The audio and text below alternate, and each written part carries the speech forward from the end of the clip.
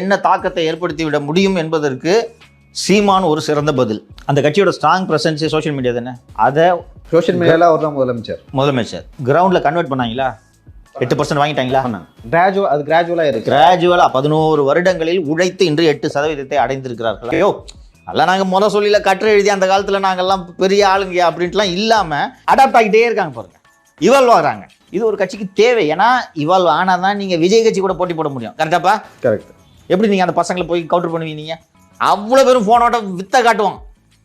ஒரு 10 நிமிஷத்தில் ஆர்கானிக்காக போடுவாங்க. ஆக்சுவலி டிஎம்கேக்கே டஃப் கொடுப்பாங்க. அதுக்கு மேலே கொடுக்க முடியும். ஏன்னா அங்கே எல்லாமே வாலண்டியர்ஸ் எல்லாமே வாலண்டியர்ஸ்.